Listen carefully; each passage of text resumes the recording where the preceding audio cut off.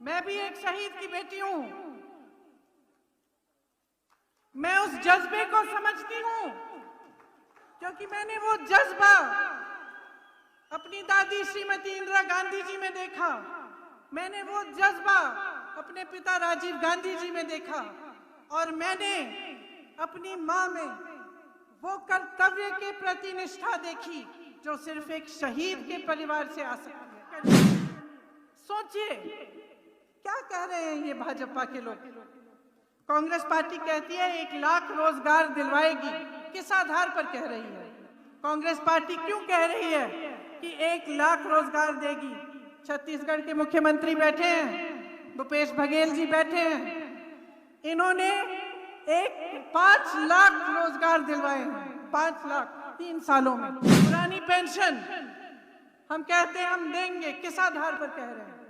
इसलिए नहीं कह रहे हैं कि हम चुनाव के मंच पे खड़े हैं। हम इस आधार पर कह रहे हैं कि छत्तीसगढ़ में, राजस्थान में हमने किया है, हम दे रहे हैं पुरानी पेंशन। तो नहीं हो सकता, मगर अग्निवीर स्कीम हो सकती है। अग्निवीर स्कीम हो सकती है जिससे सेना को ठेके पे दिया जा रहा है। आप इतनी मेहनत करते हैं किस लिए?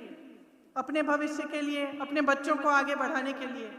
क्या आप चाहते हैं कि अगले 5 सालों में भी ये नौजवान बेरोजगार रहे, सेना में कोई भर्ती नहीं हो, पुलिस भर्तियों में घोटाले हो, शिक्षा भर्ती हो, शिक्षकों के भर्ती में घोटाला हो? क्या आप ये चाहते हैं?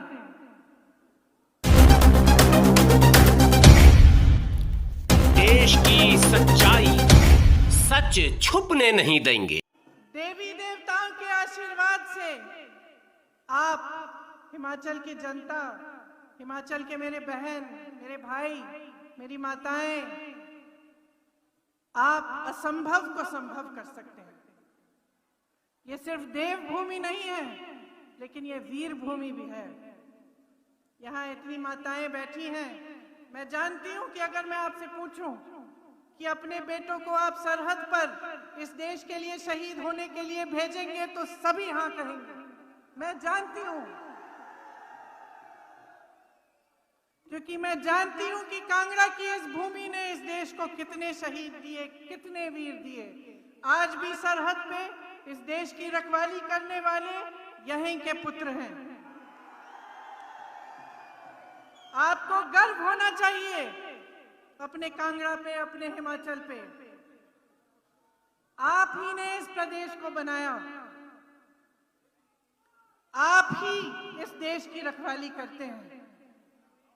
आपके रगों में शहीदों का खून है और आप में वो जज्बा है जो सिर्फ वो समझ सकते हैं जो अपने से बड़ा, अपने से बड़ी कुछ चीज के लिए अपना जीवन न्यौछावर कर सकते हैं। वो जज्बा है आप में, क्योंकि शहीदों का खून आपके रगों में है। मैं भी एक शहीद की बेटी हूं। मैं उस जज्बे को समझती हूं क्योंकि मैंने वो जज्बा अपनी दादी श्रीमती इंदिरा गांधी जी में देखा। मैंने वो जज्बा अपने पिता राजीव गांधी जी में देखा और मैंने अपनी मां में वो कर्तव्य के प्रति निष्ठा देखी जो सिर्फ एक शहीद के परिवार से आ सकती है।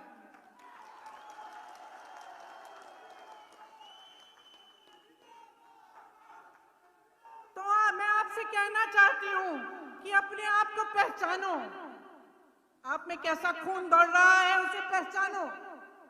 इस प्रदेश को किसने बनाया? आपने बनाया। ये प्रदेश किसका है? आपका है। आपको मालूम होगा जब इंदिरा जी ने ये ऐलान किया कि हिमाचल प्रदेश बनेगा तो पूरी दुनिया ने उनको देख के बोला कि ये देखिए प्रदेश बना रही है, ये प्रदेश चल नहीं पाएगा, इसके लिए पैसे नहीं होंगे, इसकी अर्थव्यवस्था ठप हो जाएगी। लेकिन यहाँ के कर्मचारियों ने, यहाँ के युवाओं ने अपनी मेहनत से, यहाँ की माताओं ने, बहनों ने अपनी मेहनत से ये प्रदेश बनाया, इसको आगे बढ़ाया। मत भूलो कि आप कौन हो, मत भूलो कि ये प्रदेश आपका है। मैं ये क्यों बोल रही हूं? क्योंकि चुनाव का समय आ गया है और चुनाव के समय तमाम नेता, तमाम पार्टियां के लोग आपके सामने आएंगे, सब अच्छी अच्छी बातें बोलेंगे, लेकिन जब तक आप जागरूक नहीं बनेंगे, जब तक आप अपने प्रदेश को यहां दिल में रखकर अपना वोट नहीं देंगे, तब तक आप सही निर्णय नहीं कर पाएंगे।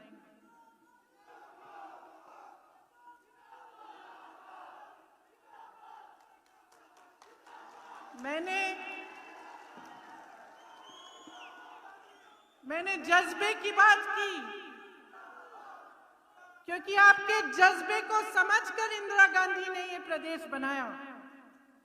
उनको मालूम था कि आप मेहनत करोगे, आप में क्षमता है, विश्वास था आप में, इसीलिए उन्होंने इस प्रदेश को बनवाया और आप उस पर खरे उतरे, आपने करके दिखाया। ये अनुमान आप करिए, सोचिए क्या कह रहे हैं ये भाजपा के लोग। कांग्रेस पार्टी कहती है 1 लाख रोजगार दिलवाएगी, किस आधार पर कह रही है? अपने विवेक से अपना मन बनाइए। कांग्रेस पार्टी क्यों कह रही है कि 1 लाख रोजगार देगी? छत्तीसगढ़ के मुख्यमंत्री बैठे हैं, भूपेश बघेल जी बैठे हैं, इन्होंने 5 लाख रोजगार दिलवाए हैं, 5 लाख 3 सालों में। राजस्थान में कांग्रेस की सरकार है, 1,30,000 नौकरियां दिलवाई हैं। यहां पे हिमाचल में क्या स्थिति है मैं बताती हूं। 63,000 सरकारी पद खाली हैं 5 सालों से। 63,000 युवाओं की नौकरियां खाली पड़ी हैं, लेकिन आपको दी नहीं है। जब हम कहते हैं 1 लाख रोजगार देंगे, इनके मुख्यमंत्री कहते हैं ये तो हो ही नहीं सकता। मगर मैं पूछना चाहती हूं, जब हिंदुस्तान की संपत्ति, जब भारत के पीएसयू अपने उद्योगपति मित्रों को बेचना चाहते हैं तो वो संभव है, वो हो सकता है। नौजवानों को 1 लाख रोजगार नहीं मिल सकता, लेकिन पीएसयू बेच सकते हैं, वो हो सकता है।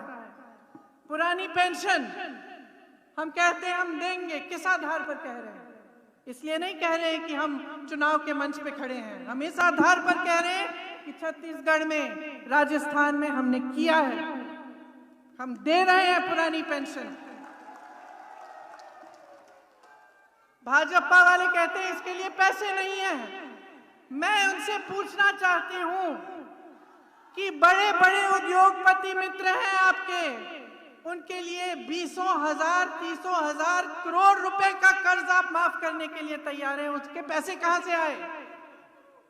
10 लाख करोड़ रुपए अपने बड़े बड़े उद्योगपति मित्रों के आपने कर्ज माफ कर दिए। उसके लिए आपके पास पैसे थे, लेकिन आपके पास उस कर्मचारी के लिए पेंशन के पैसे नहीं है।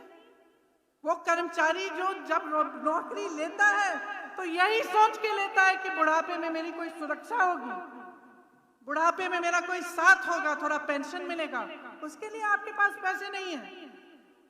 लेकिन बड़े बड़े उद्योगपतियों के नाम लीजिए, उनके लिए पैसे हैं, उनके कर्ज माफ हो रहे हैं। किसान फसल का दाम मांगता है, सेब के बागबानों के जो कि किसान हैं फसल का दाम मांगते हैं, वो दाम नहीं मिलता उनको। वो दाम कौन तय कर रहा है आज भाजपा के राज में?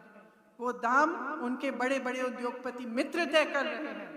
उनके लिए सब सुविधाएं हैं, वो मन चाहे दाम फसल का आपको बोल सकते हैं, लेकिन जो गरीब किसान है, जो लड़ रहा है, जो रोज सुबह से शाम तक मेहनत कर रहा है, उसकी कोई सुनवाई नहीं है। वो फसल का दाम मांगे, आप दे नहीं सकते। जनता महंगाई से मुक्ति मांगती है, आप कहते हैं कि लीजिए, जीएसटी लीजिए और टैक्स लीजिए। यहां तक कि जो सेब के गत्ते हैं जिसमें सेब की पैकिंग होती है, आज उस पे भी जीएसटी बढ़ा दी है। ये जवाब मिलता है आपको। 1 रैंक 1 पेंशन, ये तो नहीं हो सकता, मगर अग्निवीर स्कीम हो सकती है। अग्निवीर स्कीम हो सकती है जिससे सेना को ठेके पे दिया जा रहा है। आप अपने बेटों को सरहद पे भेजेंगे ताकि 4 साल बाद वो आके किसी ऑफिस में कोई कर्मचारी की तरह काम करेंगे? क्या यह है आपके मन में कि आप सोचते हैं कि जाएंगे सरहद पे, देश की रखवाली करेंगे और पूरे जीवन फिर देश उनकी रखवाली भी करेगा? तो सोचिए कि क्या कहना चाहते हैं ये लोग। आपको ना रैंक पेंशन देना चाहते हैं, ना रोजगार देना चाहते हैं, ना महंगाई कम करना चाहते हैं, कुछ नहीं करना चाहते अपने लिए, आपके लिए, सिर्फ अपने लिए, अपने स्वार्थ के लिए ये खड़े हैं आपके सामने। अब अगर आप इसको पहचानेंगे, अगर आप सोच समझकर अपना वोट डालेंगे, तो आप देखेंगे कि नीयत साफ किसकी है और खोटी किसकी है। आप इतनी मेहनत करते हैं किस लिए? अपने भविष्य के लिए, अपने बच्चों को आगे बढ़ाने के लिए। क्या आप चाहते हैं कि अगले 5 सालों में भी ये नौजवान बेरोजगार रहे, सेना में कोई भर्ती नहीं हो, पुलिस भर्तियों में घोटाले हो, शिक्षा भर्ती हो, शिक्षकों के भर्ती में घोटाला हो? क्या आप ये चाहते हैं?